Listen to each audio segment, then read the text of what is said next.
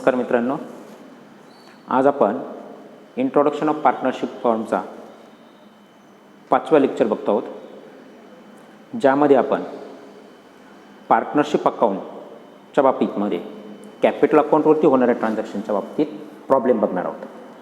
बघूयात.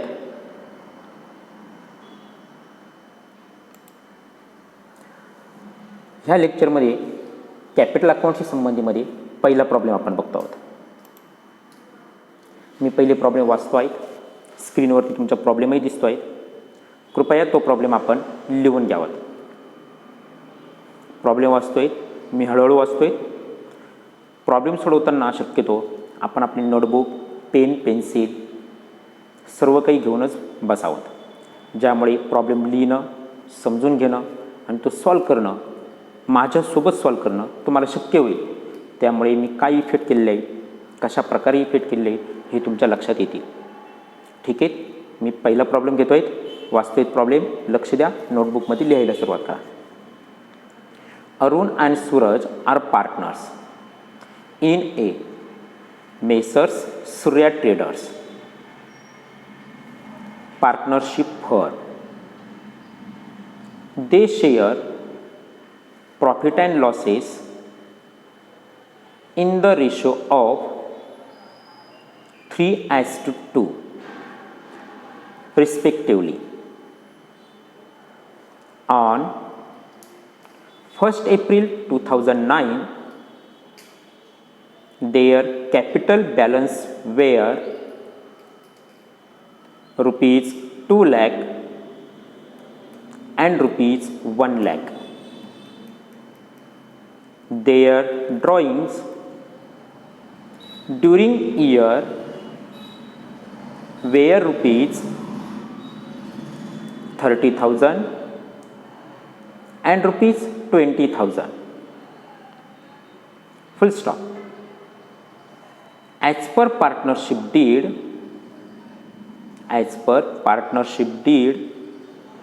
10% per annum interest is allowed on capital and 12% per annum on drawings. Full stop. Arun gets salary of rupees 4,000 per annum, 4,000 per month, and Suraj is entitled to get commission at 2% on net sales made by him, which is rupees 5 lakh. Full stop. The divisible profit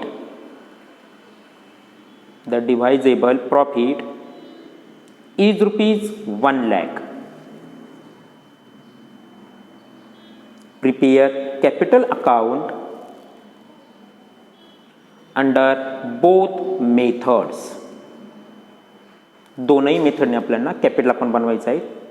या प्रॉब्लेममध्ये आपण fluctuating कॅपिटलने बघणार आहोत आणि पुढच्या सेशनमध्ये आपण हाच प्रॉब्लेम फिक्स कॅपिटल मेथडने सोडवणार आहोत. बघा, आपण आजच्या सेशनमध्ये हा प्रॉब्लेम फ्लक्च्युएटिंग कॅपिटल मेथडने सोडवत आहोत. फ्लक्च्युएटिंग कॅपिटल मेथडने हा प्रॉब्लेम सोडवण्यासाठी आपल्याला किती अकाउंट ओपन करायचे आहेत?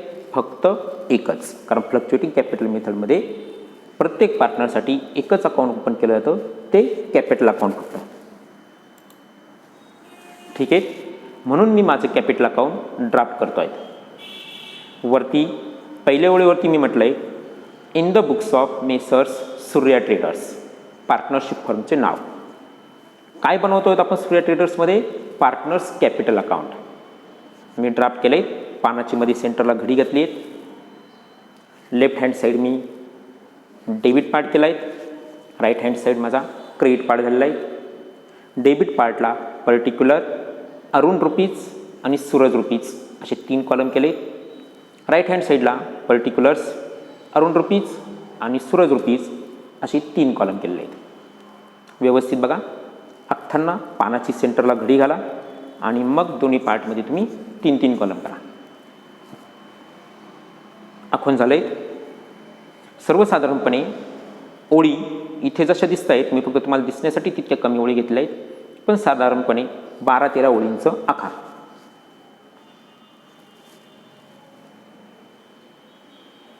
आखून झाले. चला आपण आता एक एक ट्रान्झॅक्शन बघूयात. वरती टायटल वगैरे व्यवस्थित द्या, हँडरायटिंग व्यवस्थित काढा. प्रेझेंटेशनला महत्त्व असतं. प्रेझेंटेशन व्यवस्थित नसेल तर सिली मिस्टेक्स होतात आणि मग गडबड होऊन जाते. अक्षर आणि प्रेझेंटेशन कॉमर्स स्ट्रीममध्ये महत्त्वाचे आहेत, त्यामुळे कृपया त्या गोष्टींकडे लक्ष द्या. ठीक आहे, प्रॉब्लेम सॉल्व्ह करायला सुरुवात करूयात. आखून झाली असेलच. मी प्रॉब्लेम रीड करतोय पहिल्यापासून परत एकदा लक्ष द्या आणि ज्या ज्या पद्धतीने रीड करेन त्या प्रत्येक ट्रान्झॅक्शनचे लगेच आपण इफेक्टही करणार आहोत. वाचतोय बघा. Arun and Suraj are partners in a Messrs Surya traders partnership firm. They share profit and losses in the ratio of 3:2 respectively. इथे आपण सांगितलं आहे की सूर्या ट्रेडर्स या पार्टनरशिप फर्ममध्ये अरुण आणि सूरज हे पार्टनर्स आहेत आणि त्यांचा प्रॉफिट शेअरिंग रेशो आहे 3:2. ठीक आहे, मग या 3:2चे काय करायचं आहे बघूयात. मी हे जे काही 3:2 रेशो आहे हा अरुणचा आहे 3, म्हणून मी राईट हँड साईडच्या कॉलममध्ये अरुणच्या कॉलममध्ये 3 आणि सूरजच्या कॉलममध्ये 2 त्यांचा रेशो मी लिहून घेतला आहे. तो यासाठी की शेवटी मला ज्यावेळेला नफ्याची वाटप करायची आहे त्यावेळेला मला पुन्हा प्रॉब्लेमकडे जाण्याची आवश्यकता नसावीत, मला तो रेशो इथेच अवेलेबल होईल.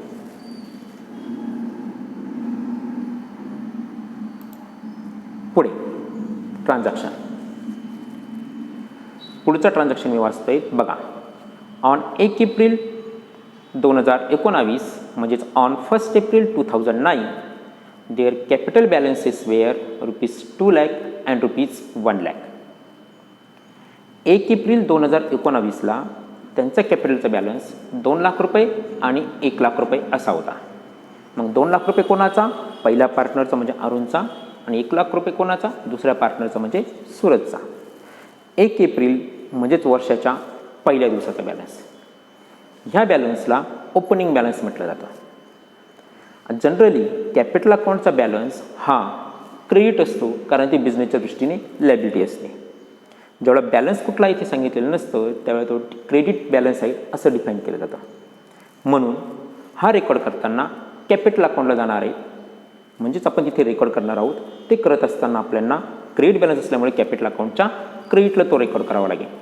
काय म्हणून रेकॉर्ड करावा लागेल? By balance brought down. म्हणजे मागच्या वर्षावरनं तो कॅरी डाऊन झाला, या वर्षाला तो ब्रॉड डाऊन झाला. म्हणून कॅपिटल अकाउंटच्या क्रेडिटला बाय बॅलन्स ब्रॉड डाऊन लिहिलं. By balance brought down. मग पहिल्या पार्टनरचा बॅलन्स आहे 2 लाख रुपये आणि दुसऱ्या पार्टनरचा बॅलन्स आहे 1 लाख रुपये. याप्रमाणे आपण तो रेकॉर्ड केला. घेतलं आहे बघा. 1 एप्रिल 2019ला अरुणचा बॅलन्स होता 2 लाख रुपये आणि सूरजचा बॅलन्स होता 1 लाख रुपये. कॅपिटलचा बॅलन्स हा जनरली बिझनेसच्या दृष्टीने लायबिलिटी असल्यामुळे त्याचा बॅलन्स क्रेडिट असतो, म्हणून आपण तो पार्टनर्सच्या कॅपिटल अकाउंटच्या क्रेडिटला नोंदवला बाय बॅलन्स ब्रॉड डाऊन. अरुणच्या कॉलममध्ये 2 लाख आणि सूरजच्या कॉलममध्ये 1 लाख रुपये. आता जिथपर्यंत झाले तिथून पुढे मी वाचायला सुरुवात करतोय. लक्ष द्या. There drawing during the year were ₹30,000 and ₹20,000. Drawing म्हणजे काय आपण बघितलेलंच आहे. पार्टनर्सने केलेली बिझनेसमधनं विड्रॉवल. म्हणजे पार्टनर्सला आपण पैसे दिले, पार्टनर्सला मिळालेत म्हणून पार्टनर्स कॅपिटल अकाउंटला डेबिट होणार आणि आपल्याकडनं कॅश गेली म्हणून कॅश अकाउंटला क्रेडिट होणार. ही आपली कंबाईन एंट्री झाली. मी स्क्रीनवरती त्याच्या डिटेलमध्ये दोन्ही एंट्रीज प्रेझेंट केलेल्या आहेत. कशा केलेल्या आहेत त्याचंही एक्सप्लेनेशन आपण बघू. तुम्हाला शॉर्ट एंट्रीज समजलेल्या आहेत, पण त्या डिटेलमध्ये एंट्रीज पण तुमच्या लक्षात यावेत म्हणून मी ते एक्सप्लेन करून देत आहे. पार्टनर्सने ड्रॉईंग घेतली, पार्टनर्सला मिळाली म्हणून ड्रॉईंग अकाउंटला डेबिट झालं, कॅश गेली म्हणून कॅश अकाउंटला क्रेडिट झालं. ड्रॉईंग अकाउंट हे पार्टनरसाठीच आहेत म्हणून ड्रॉईंग अकाउंट आपल्याला पार्टनर्स कॅपिटल अकाउंटला ट्रान्सफर करावं लागेल. ज्यावेळेला आपण त्याला ड्रॉईंग दिली होती त्यावेळेला ड्रॉईंगला डेबिट केलं होतं आणि ते अकाउंट कॅपिटलला ट्रान्सफर करायचं म्हणजे ते अकाउंट क्लोज करायचं आहे, म्हणजे डेबिटच्या विरुद्ध इफेक्ट करावा लागेल म्हणून ड्रॉईंग अकाउंटला आपल्याला क्रेडिट करावं लागेल. मग ड्रॉईंग अकाउंटला क्रेडिट करायचं आणि ते कॅपिटल अकाउंटला ट्रान्सफर करायचं आहे म्हणून कॅपिटल अकाउंटला आपल्याला डेबिट करावं लागेल. म्हणून एंट्री झाली partners capital account debit to drawing account. अर्थातच जशी मी कंबाईन एंट्री सांगितली, इकडचं डेबिट ड्रॉईंग अकाउंटचे आणि इकडचं ड्रॉईंग अकाउंटचं क्रेडिट कॅन्सल झाल्यानंतर कंबाईन एंट्री बनते partners capital account debit to cash and bank account. आता पार्टनर्स कॅपिटल अकाउंटला डेबिट केल्यामुळे पार्टनर्स कॅपिटल अकाउंटच्या डेबिटला काय म्हणून रेकॉर्ड करणार आपण, टू ड्रॉईंग अकाउंट. ठीक आहे, बघूयात कशा प्रकारे रेकॉर्ड होतं. पार्टनर्स कॅपिटल अकाउंटच्या डेबिटला टू ड्रॉईंग अकाउंट याप्रमाणे. मग अरुणने किती घेतली आहेत, 30,000 आणि सूरजने किती घेतली आहेत, 20,000. याप्रमाणे त्यांच्या अमाऊंट्स पोस्ट झाल्या. इथपर्यंत आलं सर्वजण, घाई करायचे नाही आहेत, व्यवस्थित घ्या. त्यानंतर पुढचा ट्रान्झॅक्शन आहे as per partnership deed 10% per annum interest is allowed on capital. आपल्यांना त्यांनी गुंतवलेल्या कॅपिटलवरती 10% व्याज द्यायचं आहे की घ्यायचं आहे. कॅपिटल म्हणजे पार्टनरने व्यवसायात केलेली गुंतवणूक, म्हणजे त्यांनी आपल्या व्यवसायाला पैसे वापरायला दिलेत. आपण व्यवसाय आहोत असं समजलं तर त्यांनी आपल्याला पैसे वापरायला दिलेत. मग आपण त्यांचे पैसे वापरतो, याच्या बदल्यामध्ये आपण त्यांना व्याज द्यावं लागेल. एक्झॅक्टली, मग आपण त्यांना व्याज द्यायचं आहे म्हणजे व्याज आपला एक्सपेन्सेस होणार आहेत. पण ते एक्सपेन्सेस किती होणार आहे याच्यासाठी आपल्याला कॅल्क्युलेशन करावं लागेल. म्हणजेच काय करावं लागेल, आपल्याला वर्किंग नोट मांडावी लागेल. म्हणून मी घेतलं आहे working note number 1, calculation of interest on capital. त्यासाठी मी 3 कॉलम केलेत. पहिले घेतले पर्टिक्युलर, अरुण आणि सूरज.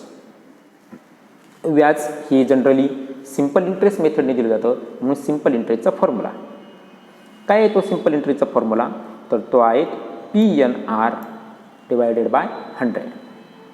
ठीक आहे, मग आता आपल्याला व्याज द्यायचं आहे कॅपिटलवरती, म्हणजेच आपल्या दृष्टीने प्रिन्सिपल अमाऊंट आहे कॅपिटल. ठीक आहे, मग तुमच्या पार्टनरचे कॅपिटल म्हणजेच ओपनिंग बॅलन्स कॅपिटलचे किती रुपये आहेत, अरुणचा आहे 2 लाख आणि सूरजचा आहेत 1 लाख रुपये. त्यांनी आपल्याला कॅपिटलमध्ये ॲडिशन केली आहेत का असं सांगितलेलं नाही. ठीक आहे, म्हणून ॲडिशनवरचं कॅपिटल आपण ह्या प्रॉब्लेममध्ये होणार नाही, ते पुढच्या प्रॉब्लेममध्ये आपण बघणार आहोतच. त्यानंतर हे जे काही कॅपिटल आहेत म्हणजेच आपलं प्रिन्सिपल तयार झालं. आता आपण बघतो आहोत की हे कॅपिटल किती मुदतीसाठी वापरलं, म्हणजेच एनच्या बाबतीमध्ये P for principal, N for number of years. मग किती वर्ष वापरलं तर वर्षाच्या पहिल्या तारखेपासून म्हणजे 1 एप्रिलपासून तर वर्षाच्या शेवटच्या तारखेपर्यंत म्हणजे 31 मार्चपर्यंत आपण ती कॅल्क्युलेशन करतोय, म्हणजेच पूर्ण 1 वर्ष वापरलं. म्हणून अरुणचं सुद्धा मुदत झाली 1 वर्ष आणि सूरजची मुदत झाली 1 वर्ष, म्हणून त्यांचा N1 आला. आता आपल्याला सूत्राप्रमाणे R बघायचं आहे. R म्हणजेच rate of interest per year किंवा पर ॲनम. किती सांगितलं आहे तो आपल्याला बघा, ट्रान्झॅक्शनमध्ये सांगितलं आहे आपल्याला तो आहे 10%, म्हणून तो घेतला आहे 10%. अरुणचा पण आणि सूरजचा पण. आता आपण अरुणचं कॅल्क्युलेशन करूया सूत्राप्रमाणे P into N into R. मग P किती आहे 2 लाख गुणिले N आहेत 1 लाख गुणिले रेट आहे 10 डिवायडेड बाय 100. पर्सेंटेज आहेत ना म्हणून डिवायडेड बाय किती आहे ना 100. कॅल्क्युलेशन करा. आपल्याला कॅल्क्युलेटर अलाउड नाही आहे एवढी मात्र जाणीव ठेवा. म्हणून डिवायडेड बाय असलेला 100चा 1 झिरो गायब, दुसरा झिरो गायब. अंशस्थानचे सुद्धा 10वरचा 1 शून्य गायब केला आणि या 2 लाखावरचा 1 शून्य गायब केला. शिल्लक राहिलं इकडे आहेत आता 20,000 गुणिले 1 गुणिले 1 म्हणजे 20,000 × 20,000 आणि 20,000 × 20,000 म्हणजेच व्याज किती झालं तो 20,000. याप्रमाणे अरुणचं व्याज आपलं कॅल्क्युलेट झालं. याप्रमाणे तुम्ही सुरतचं कॅल्क्युलेशन करून बघा. ते सर्वसाधारणपणे 10,000 रुपीज येतं. ठीक आहे. मग आता आपल्याला हे व्याज द्यायचं आहे, म्हणजे आपल्या दृष्टीने तो एक्सपेन्सिव्ह झाला, पण अजून तो पेड केला नाही. तो द्यायचा कोणाला आहे? पार्टनरला. खर्च झाला म्हणून प्रॉफिट अँड लॉस अकाउंटला काय होणार आहे? डेबिट. पार्टनरला द्यायचा आहे म्हणून पार्टनर्स कॅपिटल अकाउंटला काय होणार आहे? क्रेडिट. ओके. म्हणून आपल्याकडे याची एंट्री तयार झाली. एंट्री काय तयार झाली बघा. प्रॉफिट अँड लॉस अकाउंट खर्च आहेत म्हणून profit and loss account debit. पार्टनरला द्यायचे आहेत म्हणून पार्टनर्स कॅपिटल अकाउंटला क्रेडिट. पार्टनर्स अकाउंटला क्रेडिट झालं म्हणजे पार्टनर्स कॅपिटल अकाउंटच्या क्रेडिटला नोंदवायचं आहे. काय हो? By profit and loss account interest on capital. ठीक आहे. नोंदूयात. पार्टनर्स कॅपिटल अकाउंटच्या क्रेडिटला by profit and loss account interest on capital. अरुणचं व्याज किती आलं होतं? 20,000 आणि सुरतचं किती आलं होतं? 10,000. आलं येत लक्षात? चलायचं पुढे. लिहिलत, पोस्टिंग झाली. ओके. दे पुढचं ट्रान्झॅक्शन. आता बघा, आपण जो ट्रान्झॅक्शन वाचत होतो त्यामधला अर्ध्या ट्रान्झॅक्शनची आपली पोस्टिंग झाली आहे, जी कॅपिटलवरच्या व्याजाची होती. मी ते वाक्य परत वाचतोय बघा.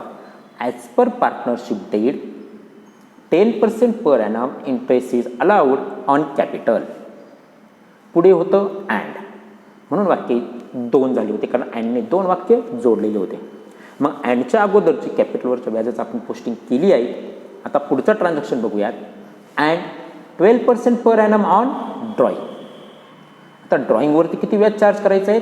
12% व्याज चार्ज करायचं आहे. कॅपिटल पार्टनर्सने गुंतवलेलं होतं म्हणून त्याच्यावरती आपण व्याज दिलं होतं. ड्रॉईंग म्हणजे पार्टनर्सने आपल्याकडनं व्यवसायाकडनं पैसे दिलेत, म्हणजे आपले पैसे ते वापरतायत. मग त्या पैशांवरती आपण त्यांच्याकडनं व्याज घेऊ, म्हणजे आपलं काय होणार आहे? इन्कम होणार आहे. कॅपिटलवरती सिम्पल इंटरेस्टने व्याज जसं चार्ज होतं तसं ड्रॉईंगवरती सुद्धा सिम्पल इंटरेस्टनेच व्याज चार्ज होतं. ठरल्याप्रमाणे जसे आपण कॅपिटल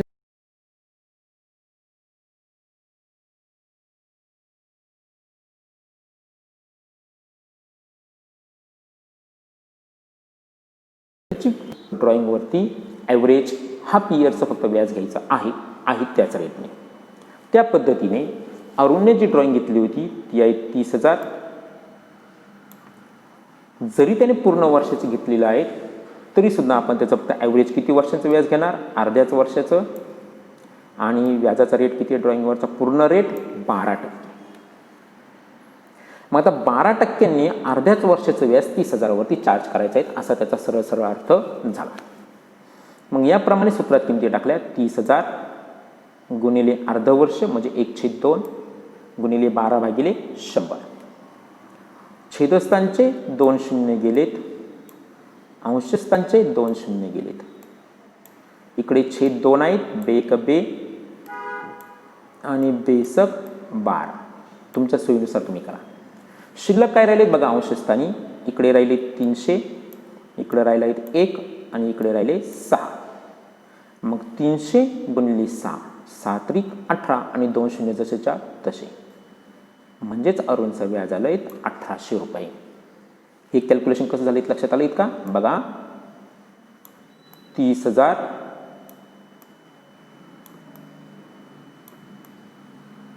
गुणिले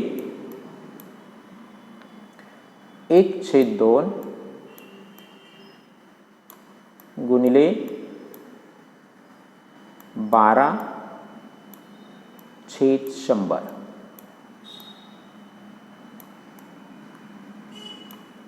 हे छेदस्थानचे 2 शून्य गेलेत, हे अंशस्थानचे 2 शून्य गेलेत.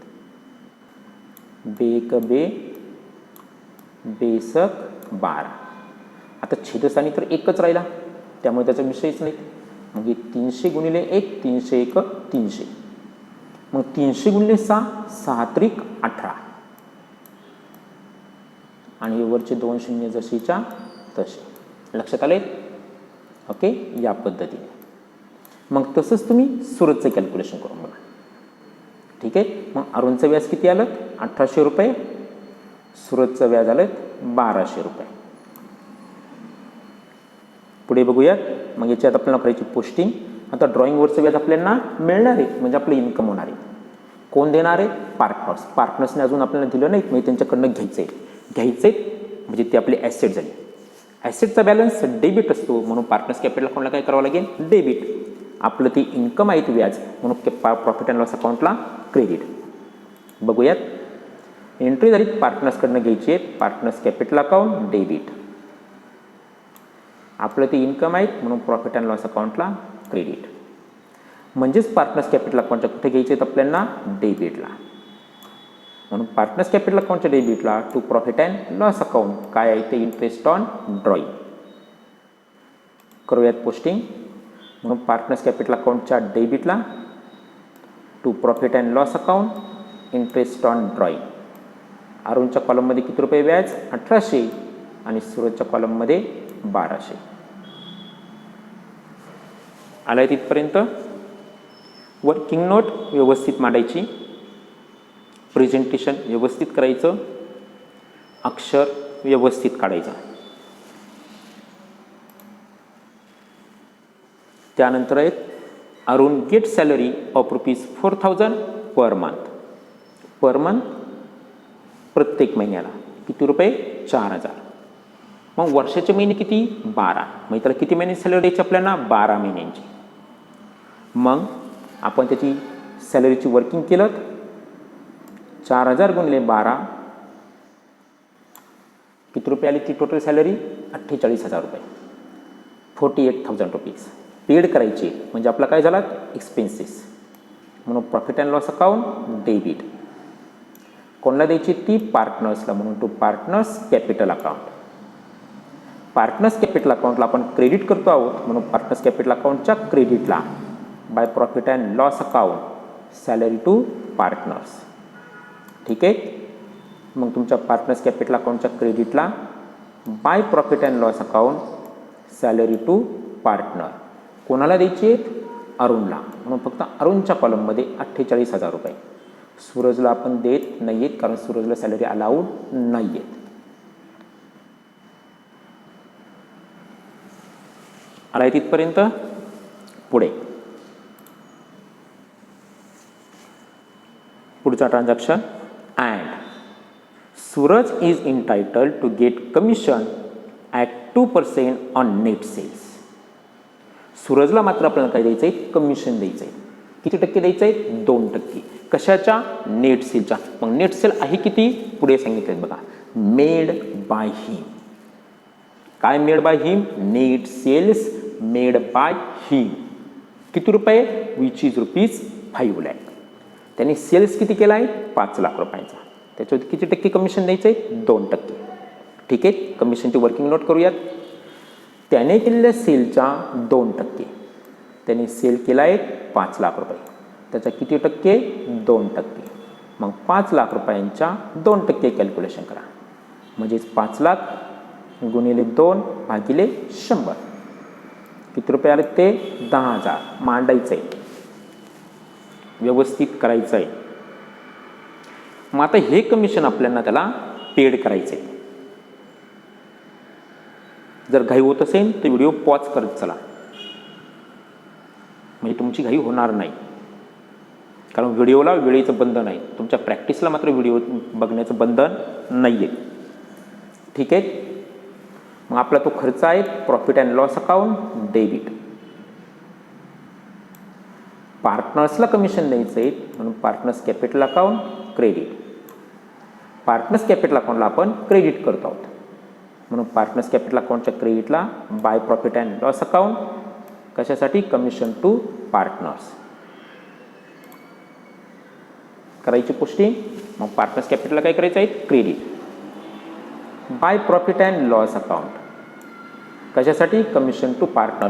कोणाला द्यायचं आहे? सूरजचं, म्हणून सूरजच्या कॉलममध्ये घेतलेत आपण 10,000. अरुणला कमिशन दिलेलं नाही. आला तिथपर्यंत. पुढे द डिव्हायजेबल प्रॉफिट इज ₹1 लाख. डिव्हायजेबल म्हणजे वाटण्यायोग्य, म्हणजेच नेट प्रॉफिट. हा नेट प्रॉफिट किती आहे? 1 लाख रुपये, जो पार्टनर्सला वाटून द्यायचा आहे. कसा वाटला जाईल हा प्रॉफिट? त्यांच्या नेट प्रॉफिट शेअरिंग रेशोमध्ये. म्हणून आपल्याला त्याच्यासाठी मी वर्किंग नोट मांडलीत, 3 कॉलम केलेत. आता दोघांचे रेशो दिले आहेत आपल्याला. आपण कॅपिटल अकाउंटला वरती पर्टिक्युलरमध्ये लिहिलेले आहेत. अरुणचा किती आहे? 3 आणि सूरजचा किती आहे? 2. 3:2. वाटण्यायोग्य नफा किती रुपये आहेत? 1,00,000 रुपये. मग ह्या 1,00,000 रुपयांचे किती भाग करायचे आहेत? अरुणला द्यायचे 3, सूरजला द्यायचे 2, असे एकूण भाग आपल्याला किती करायचे आहेत? 5. मग 1,00,000 रुपयांचे पहिले आपण 5 भाग करूया. म्हणजेच 1,00,000 रुपयांना कितीने भागावं लागेल? 5 ने. 5 दुने 10 आणि हे 4 शून्य म्हणजे किती झाले हो? 20,000. मग 20,000 गुणिले 3 बेत्री 6, 60,000 रुपये. आणि 20,000 गुणिले 2 म्हणजे किती झाले ते? 40,000. पहिली मेथड समजली. दुसरी जी मी इथे करून दाखवलीत बघा. मग आपल्याला टोटल नफा किती आहे? 1,00,000 रुपये घेतलात. त्याचे किती भाग पाहिजेत अरुणला? 3. कितीपैकी? 5 पैकी. म्हणून 3/5. तेच 5 1 5, 5 दुने 10, वरचे हे 4 शून्य म्हणजे किती झाले? 20,000 गुणिले 3 म्हणजेच किती आले? 60,000. Same year. म्हणून अरुणच्या वाट्याला किती रुपये नफा आला? 60,000 रुपये. तर सूरजच्या वाट्याला किती रुपये नफा आला? 40,000 रुपये. हा नफा यांना आपल्याला द्यायचा आहे. म्हणजे आपल्या दृष्टीने तो काय झाला? एक्सपेन्सेस. म्हणजे प्रॉफिट अँड लॉस अकाउंटला काय करावं लागेल? डेबिट. आणि पार्टनर्सला द्यायचं आहे म्हणून पार्टनर्स कॅपिटल अकाउंटला क्रेडिट. मग पार्टनर्स कॅपिटल अकाउंटच्या क्रेडिटला, पार्टनर्स कॅपिटल अकाउंटच्या क्रेडिटला आपण काय म्हणणार? By profit and loss account. कशासाठी? Net profit. म्हणून पार्टनर्स कॅपिटल अकाउंटच्या क्रेडिटला by profit and loss account net profit. अरुणला किती रुपये दिला? 60,000 आणि सूरजला किती रुपये दिला? 40,000. आपला प्रॉब्लेम संपला आहे. आता आपल्याला अकाउंट काय करायचे आहेत? क्लोज. आता अकाउंट क्लोज करायचे म्हणजे त्यांचे बॅलन्सेस कॅल्क्युलेट करायचे. ठीक आहे, करूयात. आता हे करण्यासाठी मी एका पार्टनरचं कॅपिटल अकाउंट क्लोज करेन. त्यासाठी मी पहिलं घेतोय अरुण. मी पहिले क्रेडिटची टोटल करून बघेन, कारण जनरली कॅपिटल अकाउंटची कोणती टोटल जास्त असते? क्रेडिटची, कारण ती व्यवसायाची जनरली लायबिलिटी असते. म्हणून त्या प्रिन्सिपलनुसार किंवा त्या कन्सेप्टनुसार मी कॅपिटल अकाउंटची टोटल करून बघेन. पण ती करत असताना मी डेबिटची सुद्धा टोटल चेक करेन. डेबिटला माझ्याकडे फक्त 30,000 आणि 1,800 म्हणजे 31,800 रुपयांचे टोटल होते. इकडे मात्र क्रेडिटला 2,00,000, 20,000, 48,000 आणि 60,000 यांची मी टोटल केली. ती टोटल आली 3,28,000. आकडे व्यवस्थित मांडायचे, नागमोडी मांडायचे नाही आहेत. एककाखाली एकक, दशकाखाली दशक, शतकाखाली शतक हे मांडण्याचा प्रयत्न करायचा आहे. त्यासाठी आकडे मोठे काढायचे म्हणजे ते ॲटोमॅटिकली त्याप्रमाणे बसतात, लिहिता येतात. आणि कॉलम आखताना सुद्धा साधारणपणे 5 अंकी आकडे बसतील याप्रमाणे आखायचे आहेत. मग माझ्याकडे क्रेडिटची टोटल आली आहे 3,28,000. तीच टोटल मी घेतली डेबिटला, त्याच अकाउंटला अरुणच्याच कॉलममध्ये 3,28,000. ही जी काही क्रेडिटची टोटल मी घेतली त्यातनं डेबिटचे 31,800 रुपये मला वजा करायचे. म्हणजेच माझ्याकडे अरुणच्या कॅपिटल अकाउंटची कोणती टोटल जास्त आली? क्रेडिटची. ओके, ती कुठे घेतलीत मी? डेबिटला. मग आता ही क्रेडिटची घेतली 3,28,000 रुपये टोटल, जी मी डेबिटला जशीच तशी घेतली 3,28,000, त्यातनं ही 31,800 रुपये वजा केली. माझ्याकडे क्रेडिटचा बॅलन्स किती रुपये शिल्लक राहिला? कारण क्रेडिटचा अमाऊंट जास्त आहे की नाही. म्हणजेच माझ्याकडे क्रेडिटचे पैसे इथे किती शिल्लक राहिले? 2,96,200 रुपये. मग आता क्रेडिटचे बॅलन्स शिल्लक राहिले आहेत म्हणजे तो इथनं मला कॅरीट डाऊन करावा लागेल आणि तो पुन्हा कुठे ब्रॉड डाऊन होईल? क्रेडिटचा असल्यामुळे क्रेडिटला ब्रॉड डाऊन होईल. ओके, बघा तो कुठे ब्रॉड डाऊन झाला? क्रेडिटला ब्रॉड डाऊन झाला. सॉरी, झालंय. मग ज्याप्रमाणे मी हे अरुणचं अकाउंट क्लोज केलं त्याचप्रमाणे आता कोणाचं अकाउंट क्लोज करायचं आहे? सूरजचं. आता तो क्रेडिटला बॅलन्स ब्रॉट डाऊन झाला आहे, म्हणजे त्या कॅपिटल अकाउंटचा कोणता बॅलन्स झाला? क्रेडिट बॅलन्स झाला. म्हणून तो बॅलन्स शीटच्या क्रेडिटला म्हणजे कुठे शो केला जाईल? लायबिलिटी साईडला शो केला जाईल. ओके. मग याचप्रमाणे सुरतचं अकाउंट क्लोज केलं. सुरतची क्रेडिटची टोटल आली 1,60,000.